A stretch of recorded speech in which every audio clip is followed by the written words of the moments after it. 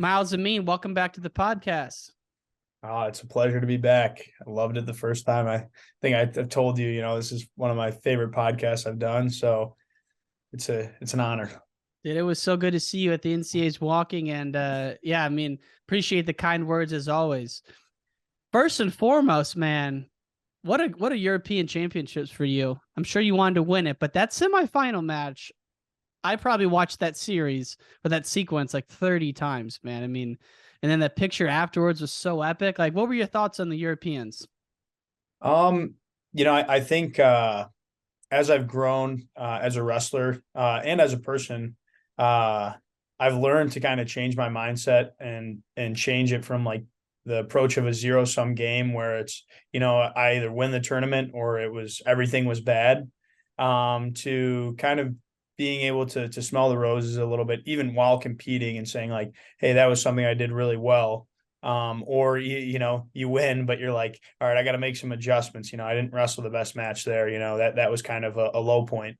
Mm-hmm. And so when looking at the Europeans, for me, that was kind of a perfect example of like highs and lows. The semifinal, being down with 10 seconds left and finding a way, and then splitting open my eye and kind of just feeling all those emotions run, not only emotions inside, right, but outside, with all the blood pouring down my face. That was a great moment. And then turning around the next day, and I know obviously Krugli, he's somebody I wrestled in 2016 at the European Games, or 2019 in the European Games. He's a solid opponent, so had to kind of hit the reset button and get ready for that final, and came up a little short. And I think it was a perfect combination because, I didn't get too high or low. I kind of just, had a lot of really good takeaways from that tournament and learned a lot about myself. So it just reminded me why I love competing too. I mean, Yeah. it's so fun to just go out there and just kind of just scrap, and leave it all out there. Well, and your guys, it seems like you guys travel in a pack. You got Yeah. Stevan, you got your brother. I know you got Fine Silver. You got a couple guys that you guys take over on those trips, right? Do you travel together and kind of work out together when you're over there, or how does that work? Yeah, so when we went over there, it was me, my brother, Matt Finesilver, and Ben Honus, coming from the Cliff Keen Wrestling Club.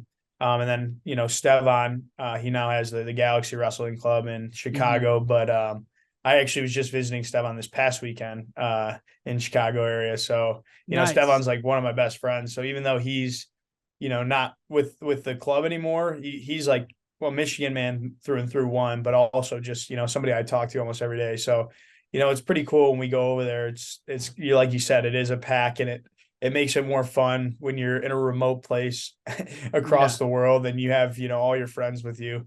That makes it really a cool experience. So, um, yeah, I think I look forward to trips like that versus ones where like, oh, it's just going to be me, or Mm-hmm. but even just traveling with Sergey, I mean, that's fun in itself because that guy has, thousands of stories that would blow your mind. So, yeah, I think we, really blessed to just have the crew that I do.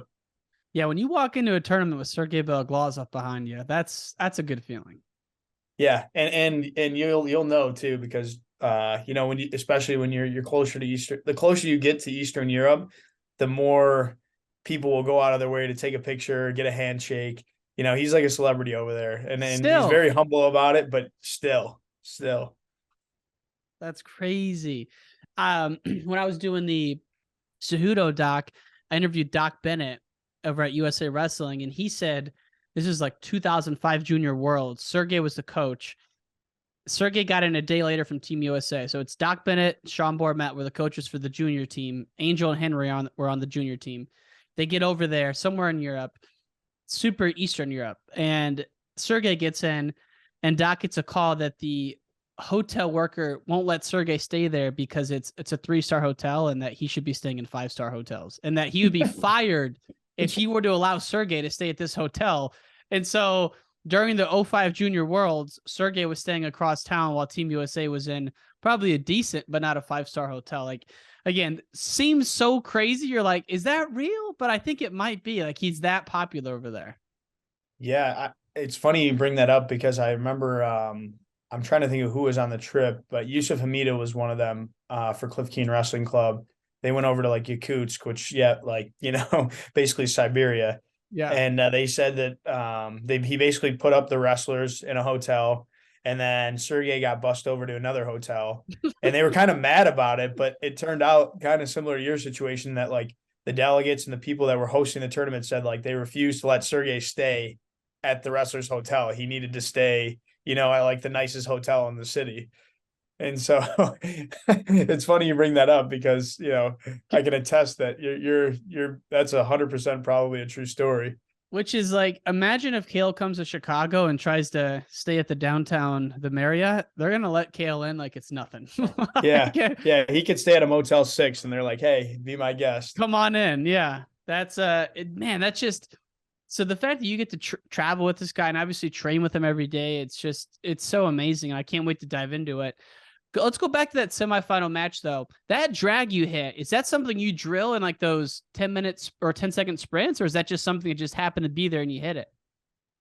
I would say it's a little bit of both. Obviously, there's always kind of that sixth sense that you have when you're in a match. You black out and it just kind of happens in a way. Yeah. I would say my Olympic bronze or medal match was very similar to where I drilled both those moves time and time again. And, just being in the front headlock position, we spent a lot of time there, whether it's underneath or above and sparring. But it's funny because Sergey really did kind of show me both those moves, the drag from the front headlock and then the kind of misdirection go behind. So, I mean, yeah, we spent a lot of time in those positions and it's not necessarily drilling, it's more sparring. I would say that's kind of where the feel comes from because when you drill it, it doesn't necessarily feel like it would in a match, but that situation there where, I take that shot and I almost was like trying to get underneath, just knowing like, hey, I can do something if I can just get underneath this guy. And so, yeah, it just kind of came. Yeah. Nothing. I mean, it's very rare. I wouldn't say nothing, but it's very rare that, you create something live in a match that you've never done before in a practice. Sure. I think, practice makes perfect kind of situation. Well, that drag is something when I watch a lot of John Smith, you start to see him do that in like 91, 92, where everyone was ready for the low single. So he would hit the low single and automatically go to that drag. And then Pat Smith started doing it too at 92 All-Star match. He hits it like 3 times, low single drag. It's just like, when you're thinking that far ahead, it's a scary situation. And I figured you had hit it a bunch, but yeah, it was so pretty, man, in that match to see you do that. It's like, man, you get in there, drag out. Yeah, I'm thinking about it now too, and I'd be remiss if I didn't talk about this. The day before I was competing, Stevan had already wrestled, and I'm in their hotel room, and we were actually talking about the short drag because Stevan hit it in his match against the French guy that he wrestled, and I was saying, I've been drilling that a lot lately, and I really like it. All right, like you take a shot, a guy puts too much weight, so you're caught underneath and you drag out, and they were talking about it. And then go figure, the next day I hit that move. So it was kind of funny because I did give him a shout out, Mr. Micic, Stevan's dad. I was like, hey, look at like we basically, spoke it into existence there. That's awesome. Yeah, no, I forgot that Stevan's in Chicago now. Is he at Beat the Streets? Is that where the facility? Is that what they're using? Yep. So they're at Beat the Streets. I was there on Friday. Beautiful facility. How nice is that? Yeah, it's incredible, and obviously, Coach Powell and those guys, they know what they're doing. So, it didn't surprise me, but I mean, I was, I guess, I was a little surprised because I was like, man, this is one of the nicer wrestling rooms I've been in. Easily, and it's all fundraised. I mean, they're doing such a good job at Beat the Street Chicago, and they're a big partner of ours, and Mike Powell, the man, and his supports team. There's a lady, Kathy Yen, who is the details lady and really makes it happen. But that facility is like one of the nicer ones, like you said, in the state. Maybe not the country, but for Beat the Streets facility, so beautiful. And so what's Stefan doing there? Is it Stefan or a V or an F? It's a V, Stefan. Okay. Yeah. Okay. So he's running a club there. That's where he's training out of these days. Yeah, yeah, he's training out of there. I think their vision is a little bit different than, what a typical RTC vision would be. They have more of an international vision where they can host, guys from Azerbaijan, or they have some guys right now training there from Kazakhstan. So just kind of bringing guys in, from all over the Wow. world to kind of train and basically focus specifically on freestyle year round. Whereas a normal RTC, sometimes you focus a little bit more on folk style, or at least wrestle with the college guys right during the college season. I think they have the vision of basically a freestyle international club, like in the truest sense. Wow, I need to get a hold of him because that's sweet if he has like these international guys in town just to even go watch. I mean, I know Brian Medlin at the Illinois RTC, he has quite a few international contacts, and it's like, man, there's a lot of good guys between Illinois and Michigan right now. It's crazy. Yeah, yeah, and I think Medlin and Stevan and the Miciches, they've been trying to figure some stuff out, because yeah, they have that guy from Slovakia, I think, who just Yeah, won a medal at the Europeans Euros. training out, yeah, or the Euros, yeah, training out of there. Yeah, which is like crazy. I mean, yeah, there's a lot of exciting stuff going on with wrestling right now. And when you look at, you mentioned something I want to hit on, like sometimes you're training a little more folk style than you are college. When you look at a RTC like Cliff Keen, one of the top ones in the country, where you have guys like yourself, like your brother, Fine Silver, Honus, that are full time freestyle.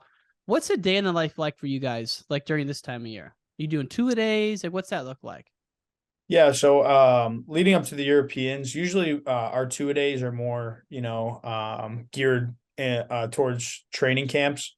So when we have like the US Open, the Europeans actually lined up really nice this year. Mm-hmm. So we started our two a days, kind of in the beginning of March. And it was about a 6 to 8 week cycle of, our two a days on Tuesdays, Thursdays for wrestling, and then 2 days we at least for me, I'd get my lift in on Mondays, Fridays, and even one on Wednesday. But so about roughly 7 to 8 workouts a week, and then cross training on the weekend. Mm-hmm. But really, yeah, the best part is the summer is all us, right? Yeah. Everybody's focused on freestyle, maybe a few guys focused on folk style, but ultimately, Sergey's running practice, or KJ's running practice, or Sean's, any of our coaches could be running practice, but it's really going to be mostly geared towards, freestyle and, getting ready for these summer tournaments or the world championships. And, we've had some great numbers as far as the college guys. I think they've really bought into, even if they're not competing freestyle, that freestyle can help their folk style wrestling. And so, Yeah. it's been really cool to see that kind of come to fruition since, when I was a freshman, we had Andy Rovat here who had that same vision. And, I was the folk style guy coming in, not really having any freestyle experience. And he, I've known him my whole life. So he was the one saying, "Hey, Myles, doesn't matter if you don't wrestle freestyle, like, or compete, but like, I'm telling you, it's going to help your wrestling. So you might as well do it." And, I bought into that system, and, it hasn't changed since. And, I would say it's helped my wrestling. Yeah, it's like, isn't it funny And that you still have to have that debate sometimes? yeah, it's crazy, right? I mean, I think there's a time and a place, right? If you're wrestling freestyle 3 weeks before the NCAA tournament, and you're a college guy, that's probably, not the best time to be doing it. But, summer wrestling, it feels right to be wrestling freestyle or Greco, but, one Yeah. or the other. And so you guys do it in like 6 to 8 week training windows. That makes sense. That's kind of how you structure a ramp up time. So what's your next event at this point?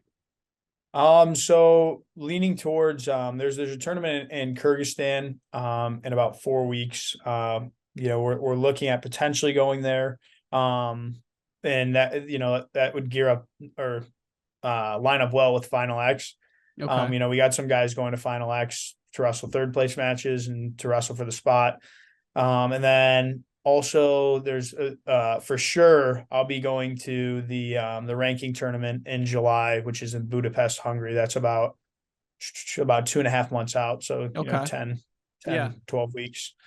So yeah, we got a busy summer. We're even looking to do a training camp overseas here in the next few months. So, I'm really excited. It's like, for me, this is like my favorite time of the year is, leading up to the world championships, all the fun summer freestyle wrestling.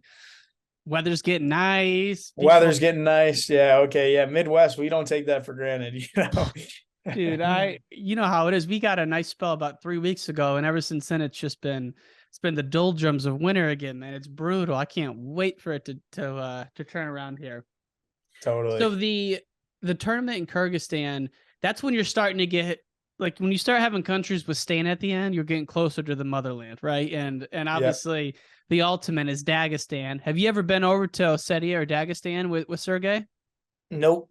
So right when the furthest I've been is Minsk, Belarus. That's about the closest I've got to Russia.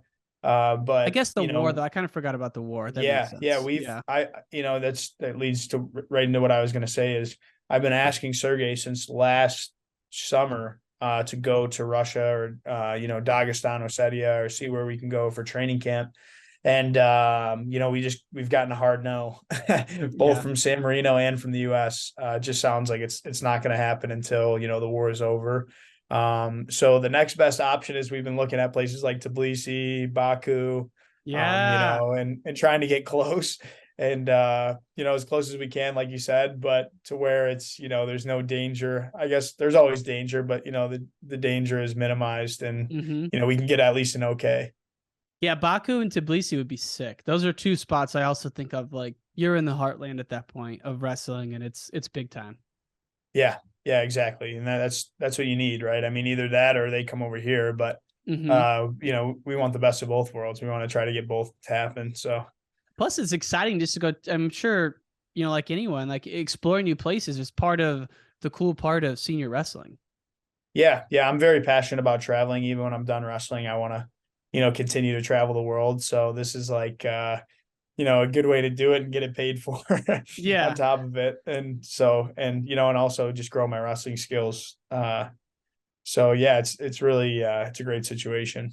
So now that I'm thinking about it, you got Derringer in the room. He had a great U.S. Open. Not, I'm sure he would have wanted to win, but still, the way he handled Starachi was really kind of eye opening. Are you guys working out a lot? Like, is that He's still at Michigan, right? Yep, yeah, Yeah, yeah. Ringer is he's my go-to guy. I mean, he and I, dude. yeah, we scrap. And the tough thing is a lot of people don't know this, but he had hip surgery in September.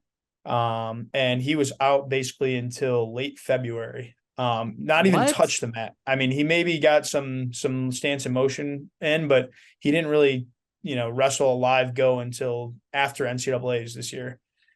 And he pulled up to the open, right, about a month of training, and Dude, with that kind of training cycle, he still wrestled like that. So crazy. that's something that he probably wouldn't tell people, right, because he's a really humble guy, but I feel like it's got to be said because just the way that he turned around and competed for that short amount of time of being back was eye opening for everybody in the club. I think everybody, like you said, he would have wanted to win it, and my money was on him all along, but he still came and he wrestled his butt off, and he looked like Yeah. he didn't skip a beat. And I told him the first time we wrestled, we wrestled a live match, and we were both laying on the ground for about 30 seconds after, and I said, dude, you were off of wrestling for 6 months.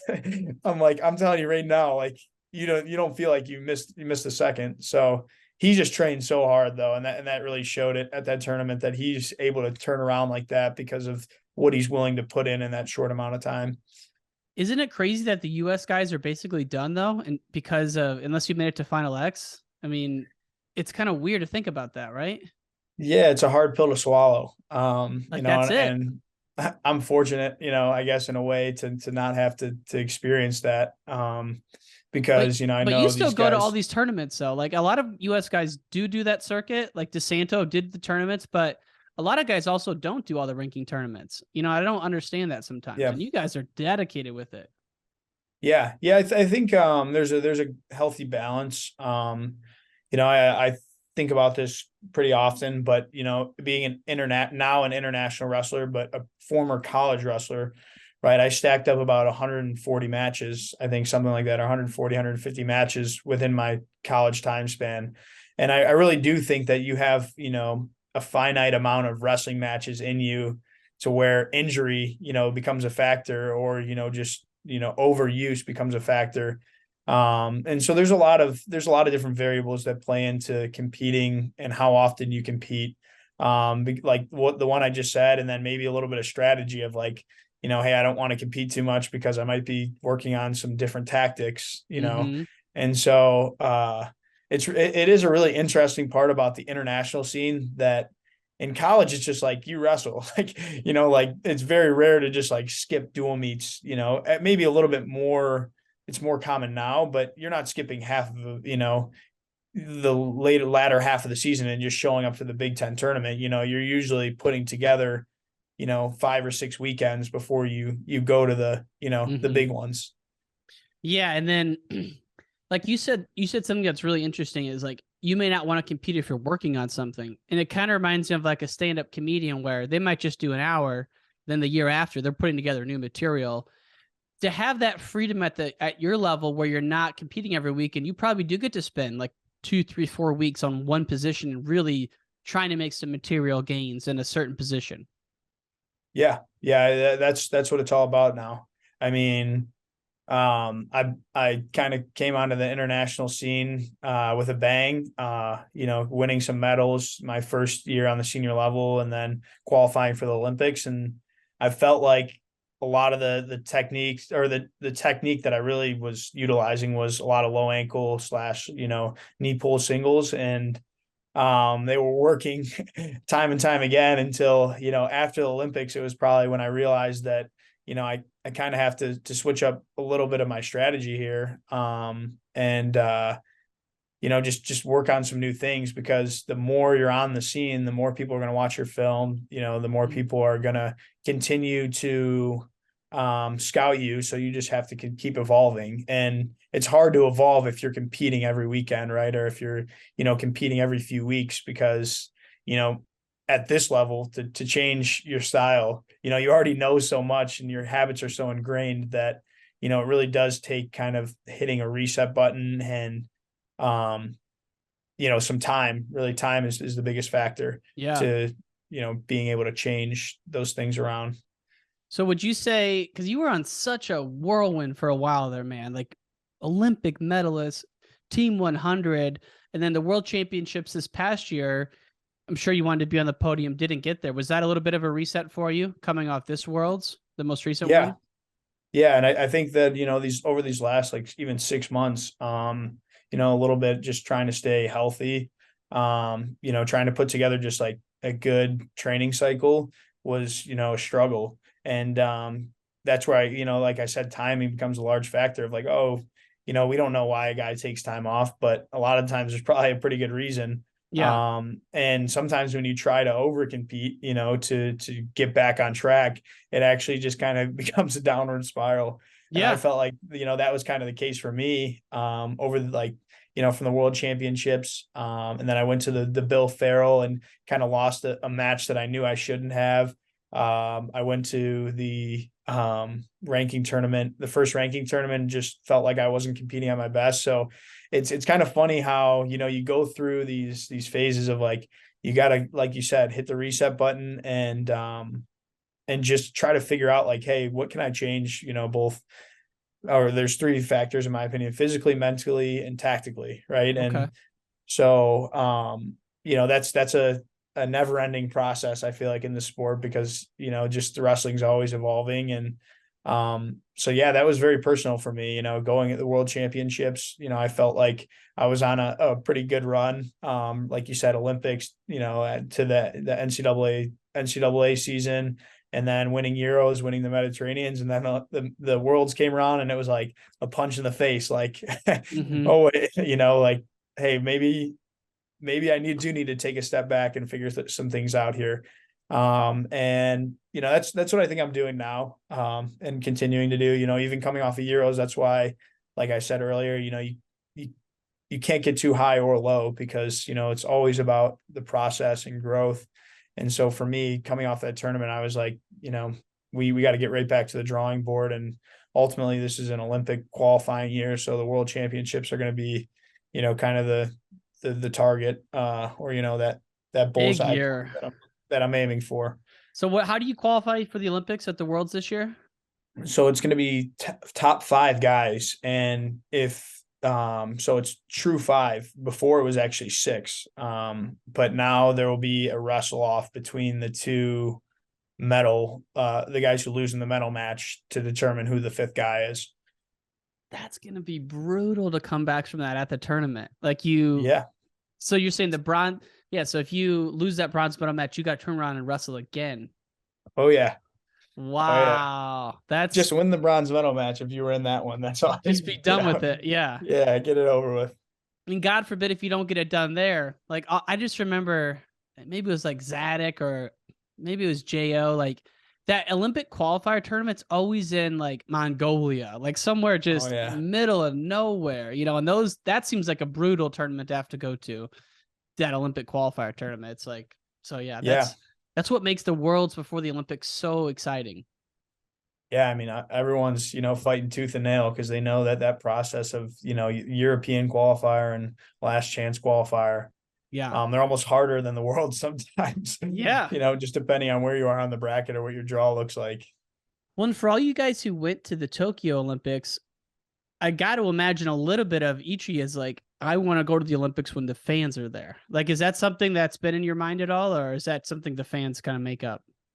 Yeah, I think my personal goals kind of trump everything, Yeah. but then a very close second is like, I know that my support system has been kind of a vital part in my success, and my immediate family, my extended family, the Michigan wrestling family, like all these people, I have really an army behind me. So I wanted them to be able to experience what I got to in Tokyo, going into Paris.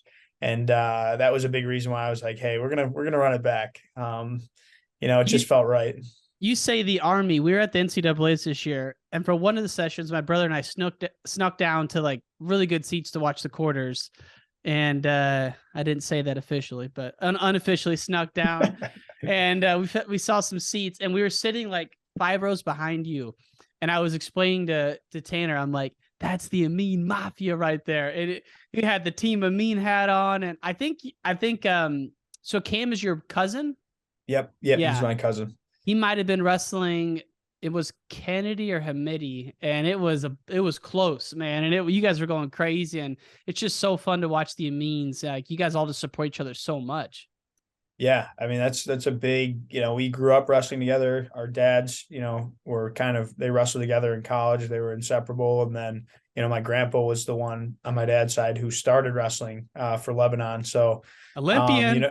yeah, an Olympian. I don't know if I mentioned that last time. I think I did, but so we have a lot of tradition in our family. We want to carry that on, that tradition, as long as we can, and so we take a lot of pride, and not just the winning and losing, but just the competing and the values that the sport brings. So yeah, we're a tight knit family, and we look to keep it that way, and and we wear our heart on our sleeve for sure. I mean, Man, we're usually the loudest people in the stands when one of us is competing. I just want a Team Amine hat, and I can rest easy, because then you walk in with that thing on, like, man, feeling good about yourself. Hey, yeah, you got to put it officially on this podcast that my dad is in charge He's of the the Team Amine guy, hats. Yeah. man. All right. Hey, get Ryan a hat. Mr. Mike Amine, let's go. Let's make it happen.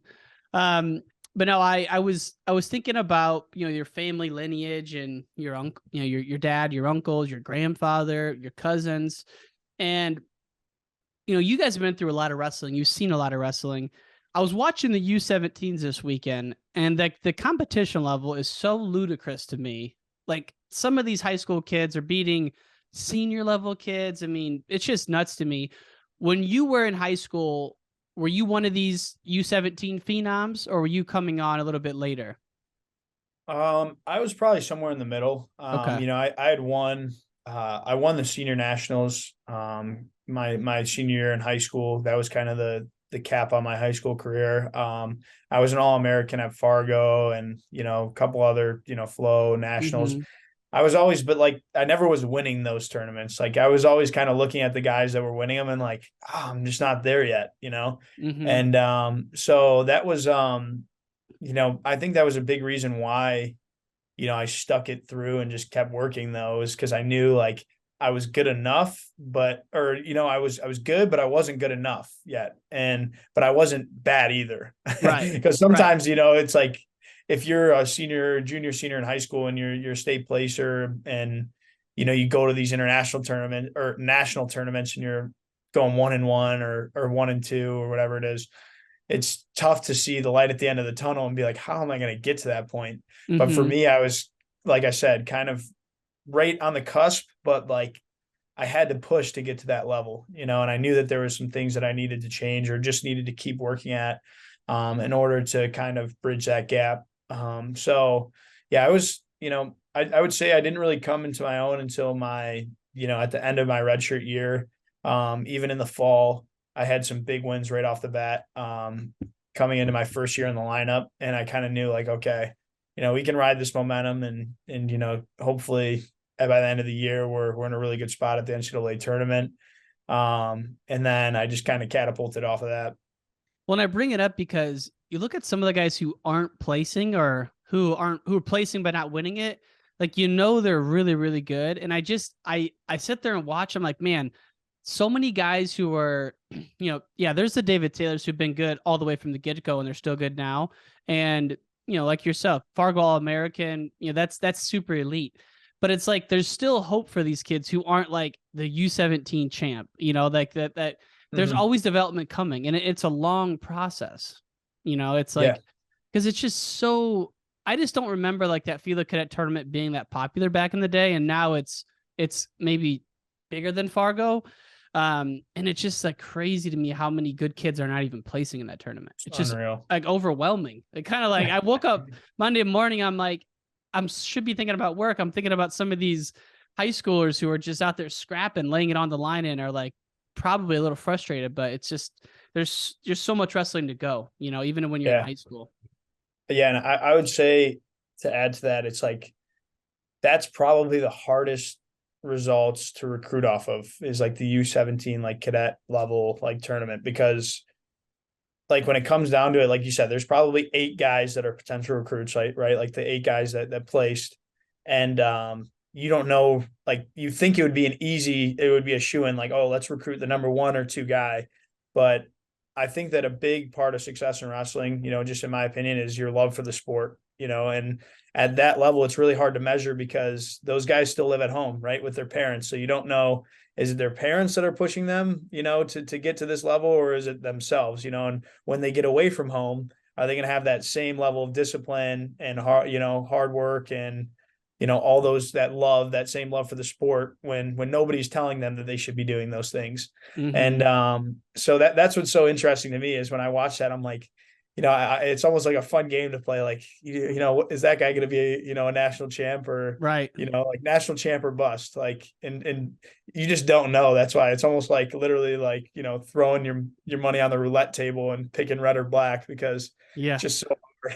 That's why I give I a lot of credit to college coaches because man, that's a tough game. I was gonna say I don't envy Coach Bourmet's role, man. That's a tough job. I mean, and a lot of work, and even now more so with the portal and all that. I mean, was Mm-hmm. that so? You graduated just last year. It seems like a lot longer ago in my mind. So the portal was coming on later, but at the early years of your college career, that really wasn't a thing, right?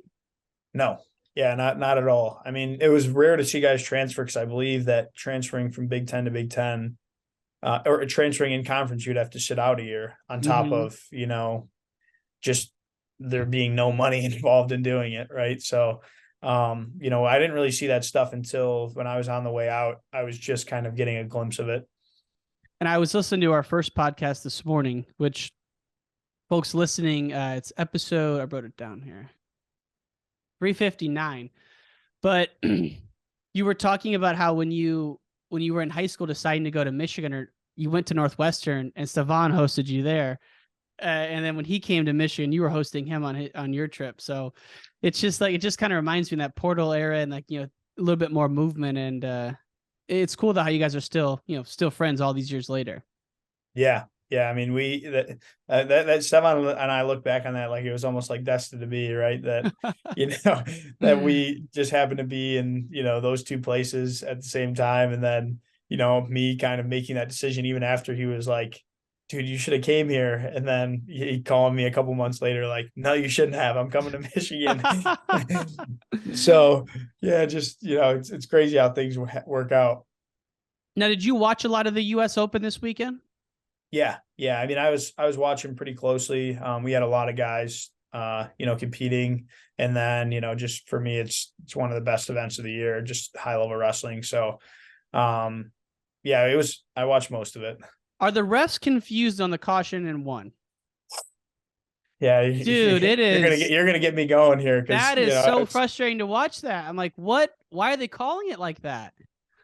I mean, so it was funny because I was in the room yesterday and we were talking about it, and I said, like, the whole point of the push out rule is to reward the wrestler, that's pushing the guy out, right? And to basically what's the word, to penalize the guy that's not fighting in.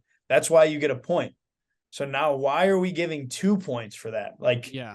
the 1 point is not enough. Like, you're basically giving a takedown. It's becoming sumo wrestling in a way.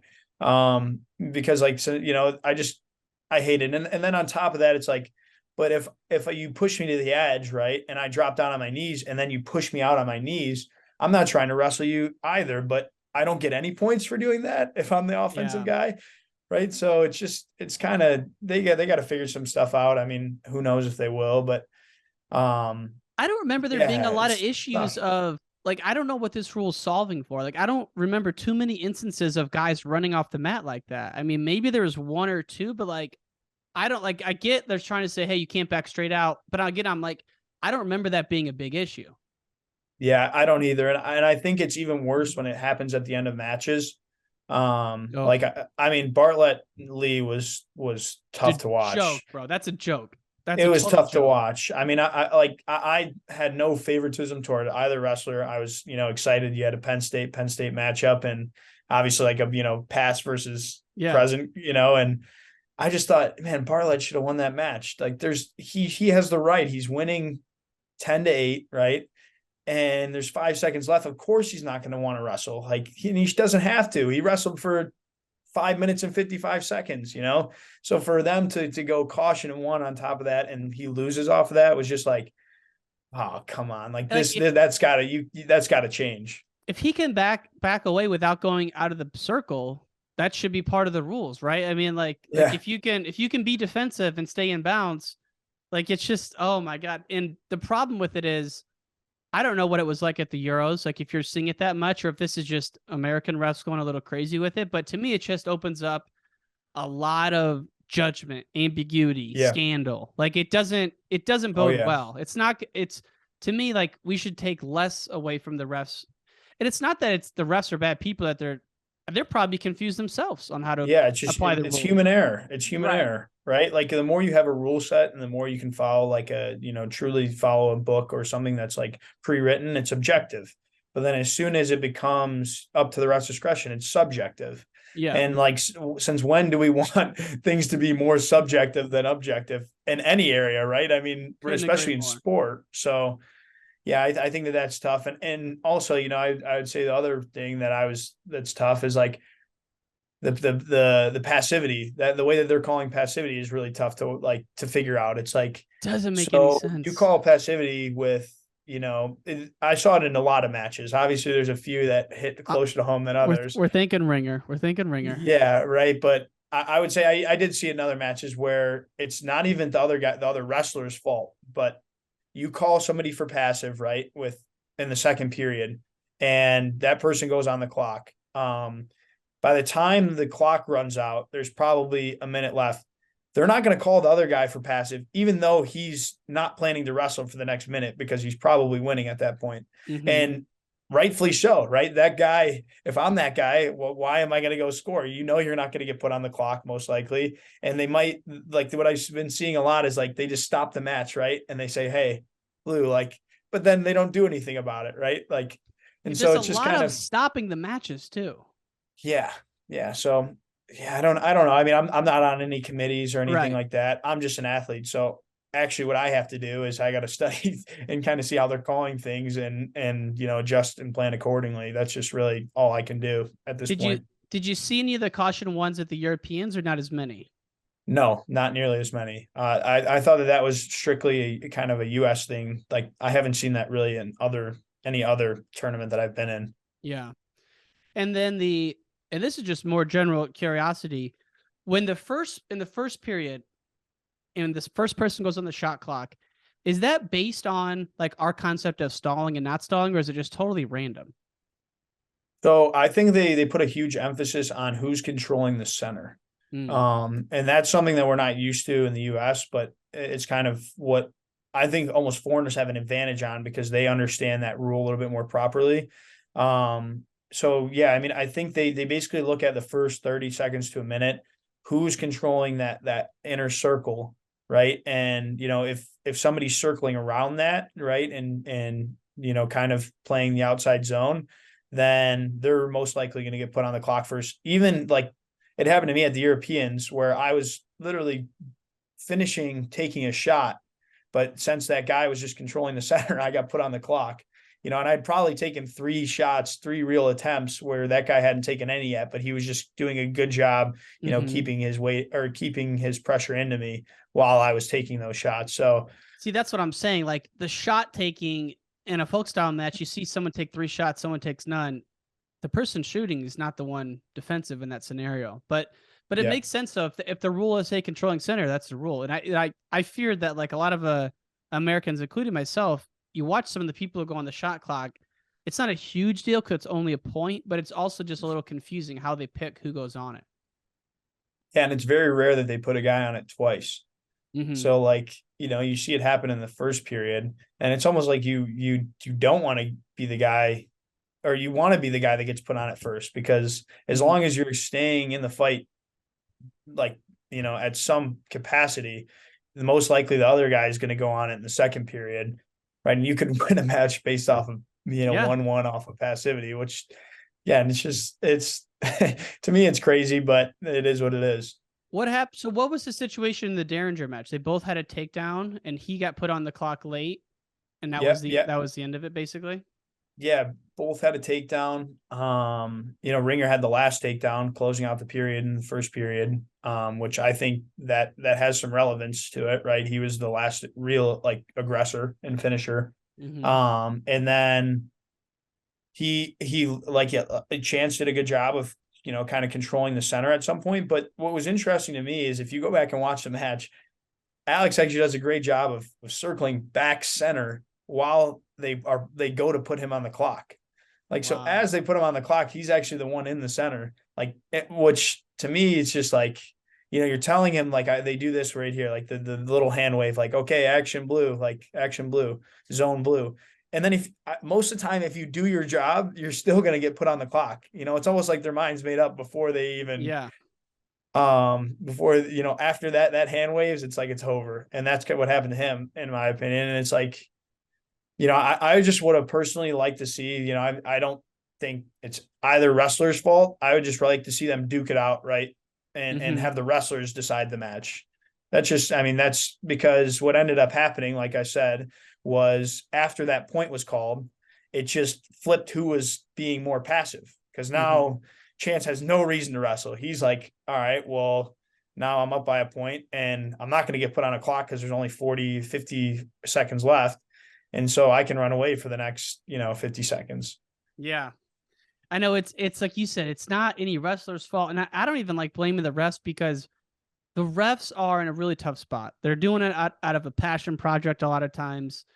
We have a shortage of refs, certainly in Illinois. And so I'm not ref bashing. I'm more so bashing whoever came up with this new rule and the application of the caution one is just it's tough to watch and I don't really get it. It's not all the time, but you did see some egregious ones, and we've kind of hit on them. But I was more so just curious on your thoughts on if you're seeing this in Europe or if it's just in America because you get a lot of exposure to what's going on overseas.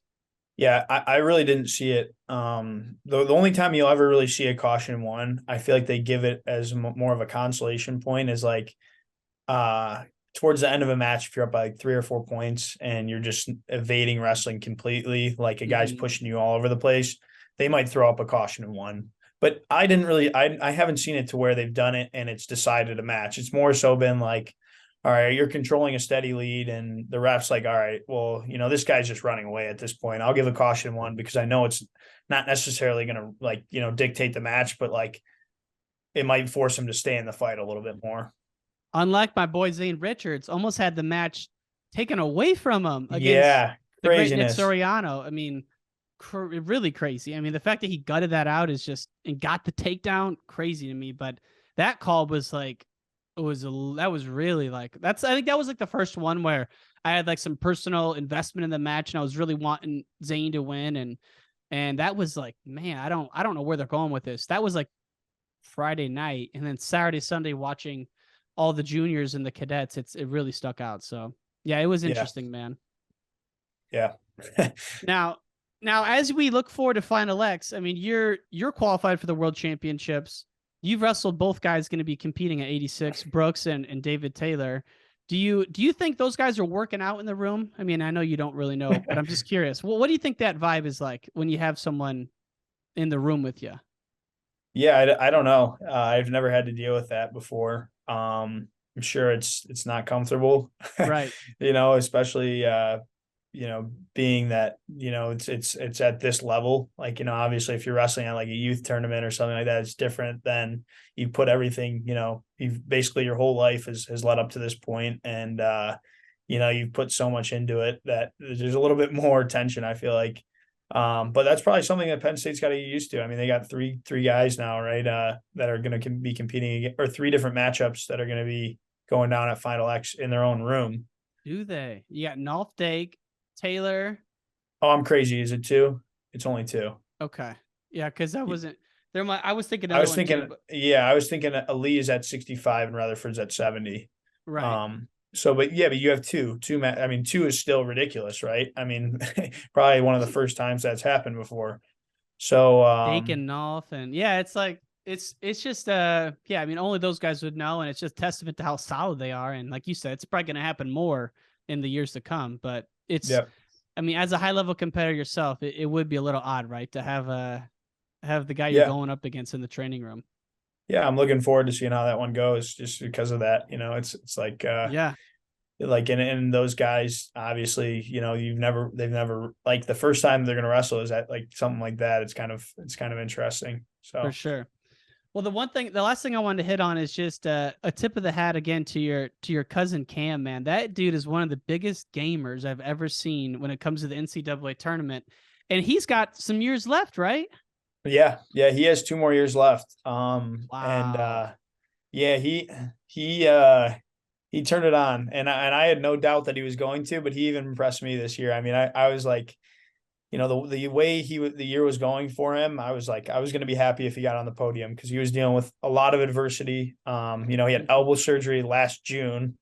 He had Tommy John surgery, so he skipped basically most of the regular season, came back, in like middle of January. And then the poor guy, bangs up both of his knees, his MCLs, at two different points, one at the Big Tens, one, during a Big Ten dual meet. And so he's walking around like a mummy, all casted up and just basically, kind of like a walking target. But he deserves it. He puts in, a tremendous amount of work, and the mentality is there. He's a dog. I Love mean, his confidence. Love his yeah, he's a dog, confidence. and exactly, and he's not going to take any crap from anybody. And I think that's what you have to be like when you grow up with basically, three an older brother and two older cousins, and then we have a plethora of other cousins, but us three being wrestlers, and we Mm-hmm. just beat up on him his whole life. So, for him, he's like, he's hardened. He's like ironclad, man. That guy, it's hard to break, and it shows the way that he goes out there and competes. He's like, so dang stingy about Oh every point, man. every situation. I was looking at his matches. It was 3-2 win over Kennedy, 3-2 win over Hamidi, which as an Illinois, that hurt. But O'Toole, that we know that match, lost in the semis, 2-1 over Shane Griffin. and then loses to Kennedy Monday. It's like those guys are so, all of them so good, and every year it just seems like Cam has that something about the D1s, man, where he shows up. And I just wanted to congratulate you and the family on that, because he's one of my favorite guys to watch, man. I love how he goes out there. Oh, thank you. Yeah, I'll extend the Yeah, yeah. congrats to him. Yeah, he's gonna be pumped. I told him the one thing that we're now the gap that we have to kind of bridge is getting some offense going. We always make fun of him because we're like, dude, your offense is so good, but like for some reason he turns it on when he needs to, but he makes us all, and I used to do this too. My mom kind of called me out because I was the same way, but we turn it on a little bit, or we make everybody in the stands nervous until about, late in the third period. And then it's like, you can get a deep breath in after he gets that match winning takedown. We're like, can't you just do that in the first period? Like your offense is good enough to not make us all, have a minor heart attack, in the stands. So, So mom had to say something to you though?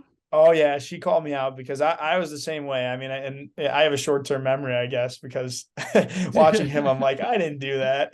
But I mean, I've had some nail biters in my career, probably, more than I can count on both hands. So maybe Yeah. it runs in the family. I don't know what to say. Man, you talk about nail biters. That I'll never forget the Big Ten Finals against Brooks, bro. That match was one of the craziest freaking matches. I still go back and watch it if I'm feeling like I need a little boost, man. And that one comes Yeah, it back was to me. fun. And well, man, it's just good to have you on. And like I said, yeah, and you're a friend of mine. You're a friend of the show, and you're welcome on at any time. And we're just huge fans of you personally and of the Michigan team here at the podcast, man. So really appreciate you coming on. Yeah, I appreciate you having me.